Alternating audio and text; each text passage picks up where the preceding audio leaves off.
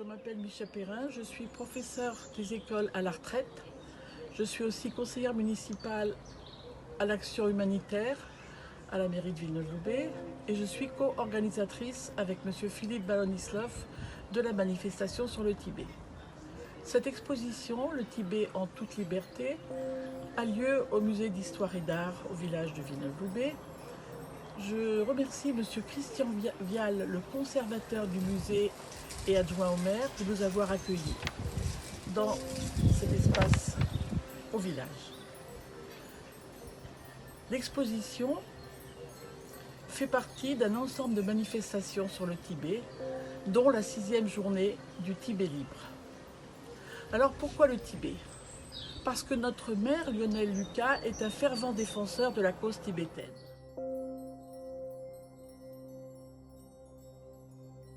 Le Dalai Lama que nous avons rencontré sur place, il est bien évident que le Tibet est le toit du monde et que toutes les sources sont au Tibet, des grands fleuves asiatiques. Nous ici, c'est ce que les Tibétains nous ont toujours dit, parlez de nous, faites savoir ce que nous sommes. Et je pense que mettre un drapeau une journée, c'est quand même pas un exploit extraordinaire. Donc chez nous, il flotte toute l'année sur le fronton de la mairie parce qu'ils nous l'ont demandé et ça permet de parler d'un peuple et de susciter des réflexions justement qui font qu'on ne l'oublie pas. Je vous remercie en tout cas et longue vie au peuple tibétain. Merci à vous tous. Tachidelek. Parce que le Tibet a besoin que l'on ne l'oublie pas. Parce que nous voulons faire connaître sa culture, son histoire, ses coutumes, son art. Parce que nous devons faire découvrir de nombreuses associations et collaborer à leur action éducative et humanitaire. Notre journée du Tibet a lieu le week-end le plus proche du 10 mars. Pourquoi le 10 mars? Parce que le 10 mars 1959 est une date symbolique pour les Tibétains. C'était le soulèvement à Lhasa du peuple tibétain contre l'invasion chinoise. Vive le Tibet libre!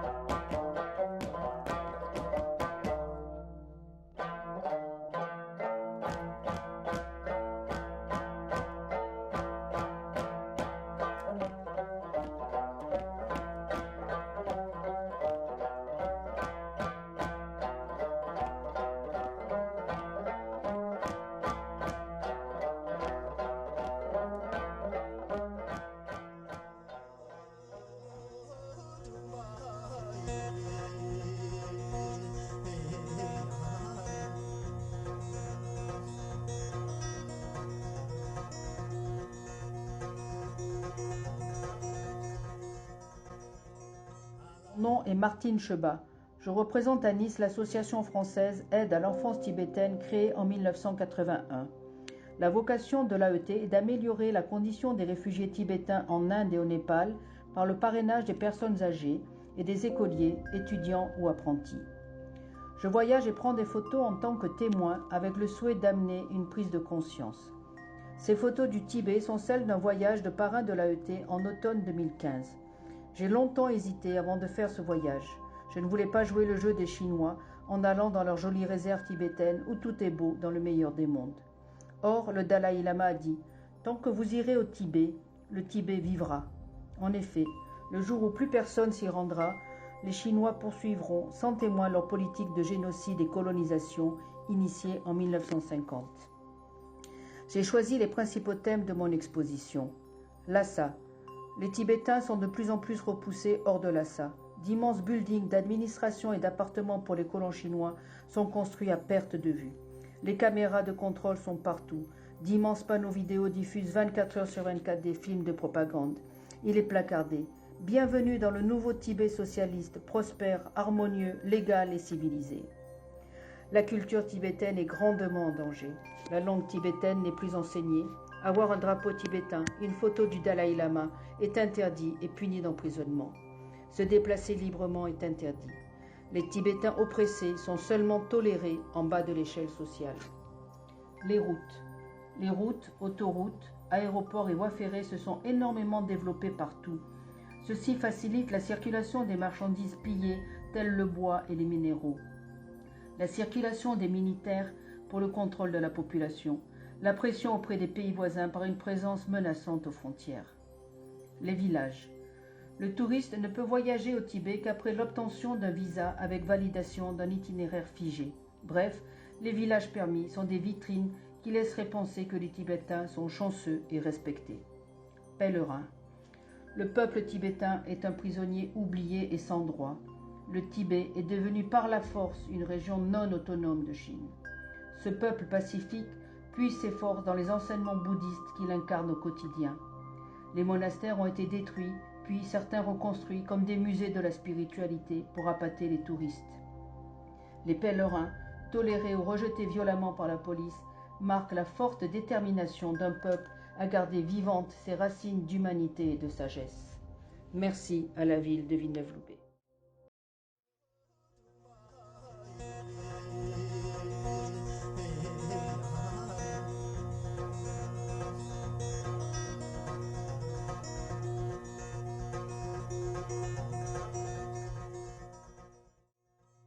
Bonjour, je m'appelle Bernard Balleret.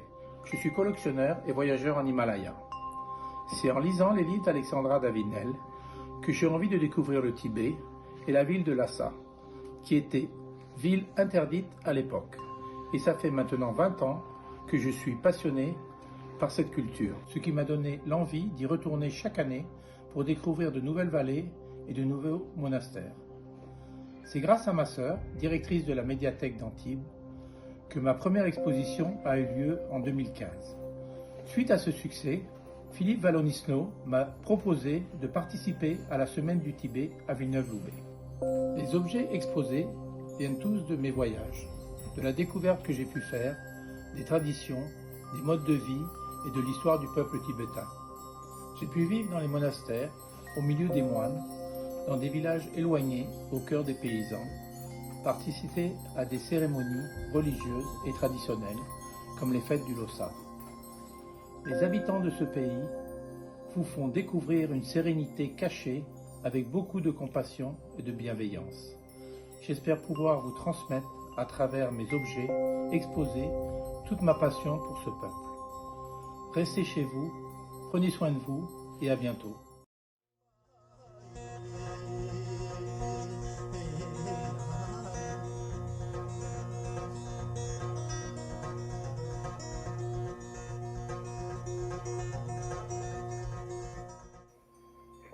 Bonjour, namasté, lasso comme on dit en tamang. Je me présente, Nima Dolmasundari. Mon nom me vient de deux amis lamas d'ethnie tamang du Népal et il veut dire jolie divinité du soleil.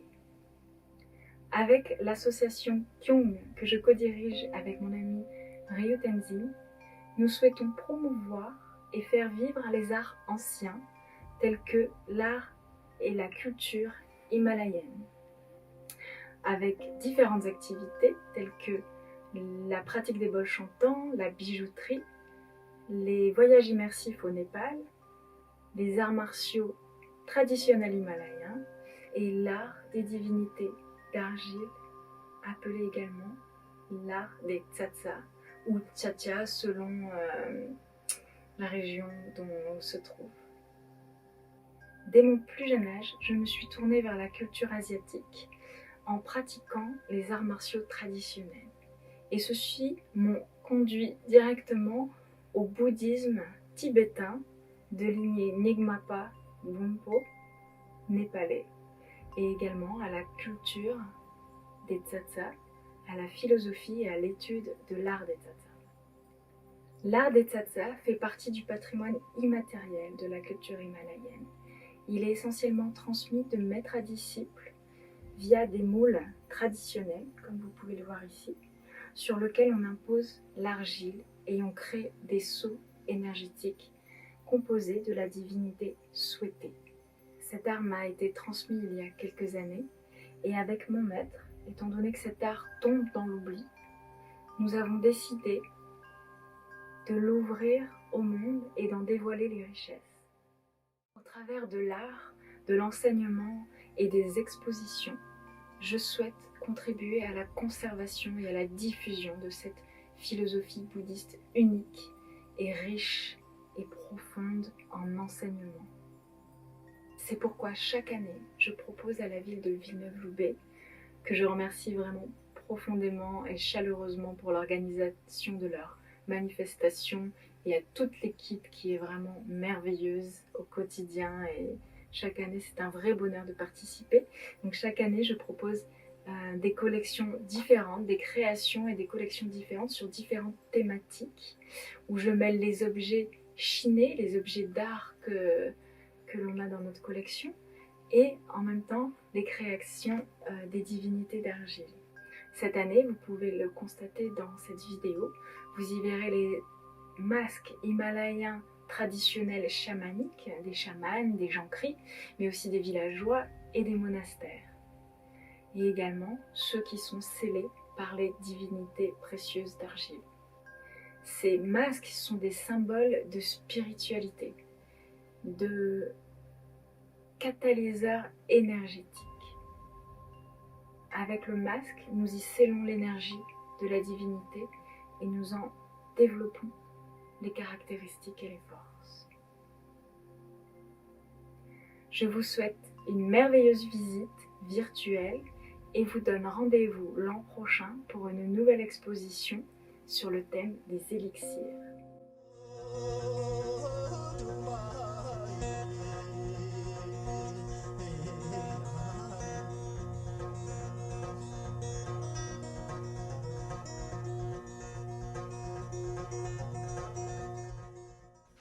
Je m'appelle Stéphane Castagnier, je suis un photographe amateur basé à Nice et je me suis spécialisé dans la photo de voyage. Alors pourquoi le Tibet? Déjà c'est un pays de grands voyageurs, on pense notamment à Alexandra David-Néel, on pense aussi à son aspect culturel, voire spirituel, c'est la dernière demeure des Dalai Lama. Ce qui m'a amené à m'intéresser au bouddhisme sans être bouddhiste, à l'intérieur et hors du Tibet, à Dharamsala, mais de façon plus générale aussi en Inde, au Népal, en allant sur les grands lieux de pèlerinage bouddhiste comme Sarnath ou Bodh Gaya. Autant aujourd'hui j'aurais tendance à voyager en ayant une idée de projet assez précise, autant au Tibet, comme c'était parmi mes premières photos, j'ai fait les choses de façon très instinctive, j'allais dire, en prenant des instants de vie tout au long du voyage.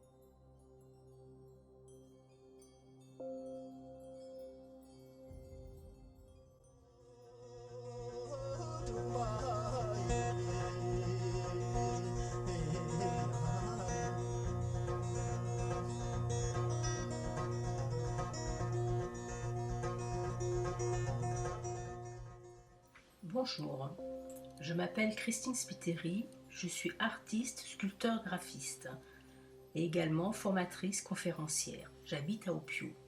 Je participe aux Journées du Tibet depuis 4 ans dans le cadre de l'association 5e Souffle Solutions.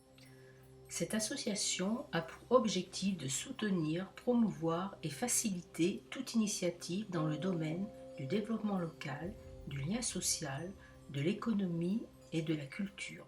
Sont orientés sur l'humain, son développement dans le milieu adapté, dans le respect de la planète et le partage, un sens profond d'optimisme et de bien-être dans la simplicité.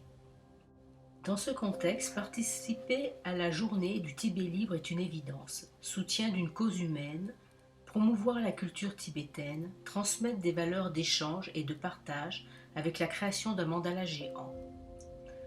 Là, chacun apporte son propre ressenti de la journée, partage un instant de créativité, crée pour le collectif, toujours dans la démarche de transmission, faire découvrir les mandalas tibétains avec l'exposition qui a eu lieu à l'espace Tosti, ainsi que le cycle de conférences sur les mandalas en général et leur existence dans toutes les cultures, par exemple la rosace pour nous Européens. Donc ce cycle de conférences a permis à un certain nombre de personnes de mieux connaître les mandalas. Je vais maintenant vous parler de mon travail d'artiste. Donc là, je suis sculpteur, graphiste et je travaille aussi l'art digital. Donc dans le cadre de mes graphismes, je m'inspire des cultures du monde entier et tout particulièrement des cultures tibétaines pour créer mes propres mandalas. Donc je travaille à partir des formes géométriques, de la géométrie sacrée que l'on peut retrouver dans ces mandalas, sur lesquels j'ajoute mes touches personnelles de créativité. Alors j'utilise également le digital pour faire des créations de mandalas. Donc ma démarche, je vais créer des sculptures dans la nature à partir des objets de la nature que je vais photographier et ensuite que je vais transformer, métamorphoser en mandala.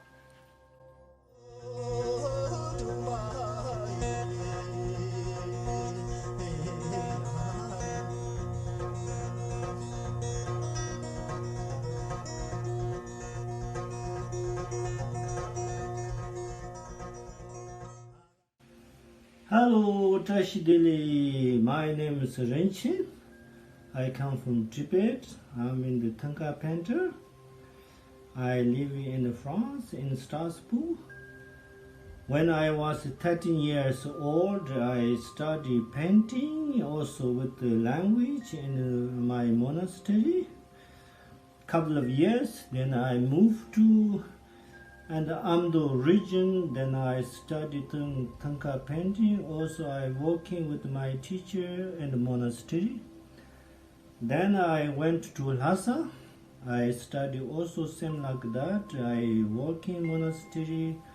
Then my knowledge is not enough. Then I heard in India there's very good painters there. Then I went to India. Couple of years study. Also work in monastery with my teacher. Then I come back to Tibetan. Then I continue paint. My knowledge is a little bit better. Then I work in the monastery, also different region, different city. Then I always paint like something Thangka, also tradition and decoration. Then finally I come to the France.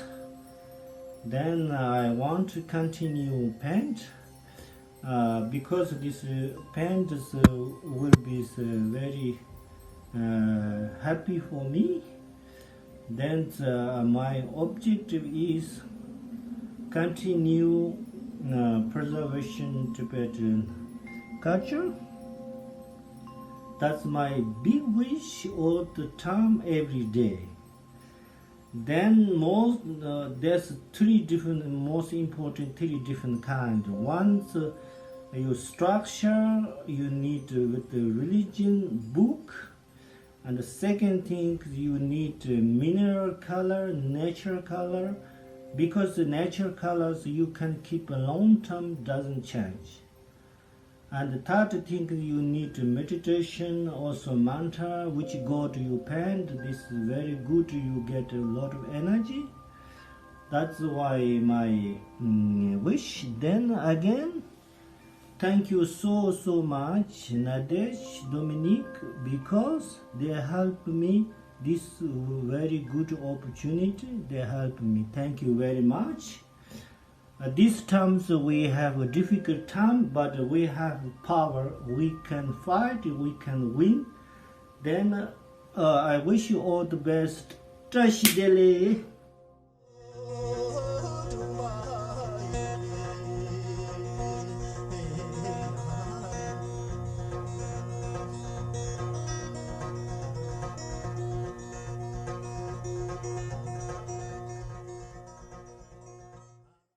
Bonjour, Philippe Valonislav, co-organisateur de la 6e journée du Tibet libre de Villeneuve-Loubet. J'ai fait un voyage dans les Himalayas, au Népal, voyage qui m'a fait découvrir les chaînes himalayennes, en particulier celle des Annapurna. Nous avons pu faire un trek avec 12 personnes. Et c'était en avril 2015. Ce trek a permis de découvrir de nombreux paysages, des personnes également, dans les lieux d'hébergement dans lesquels nous étions. Et nous avons ramené donc des images, et ces images sont des paysages, bien sûr, des rencontres humaines également, des moments de convivialité, des repas. Là, par exemple, une rencontre de hasard, voilà, pris sur le vif, une femme prenant le soleil, mais ça a permis également de découvrir la montagne, cette montagne avec des chaînes absolument gigantesques, dépassant les 8000 mètres, et nous avons eu l'occasion de passer un col à 5005. Une expérience, je dirais une première expérience en tout cas de haute montagne. Comment nous avons réalisé ce trek, donc en planifiant par des étapes, différentes étapes, et nous avons terminé le trek, je dirais à Pokhara, et également en allant à Katmandou. Katmandou, malheureusement, nous avons été victimes d'un tremblement de terre qui a fait donc plus de 10 000 morts, et nous avons pu quand même rentrer. Il n'y a eu aucune victime parmi les trekkers, et ça a été donc ça a rajouté à la fin beaucoup d'émotions que nous avions vécues dans le voyage lui-même, le trek, et ensuite par rapport à cette catastrophe.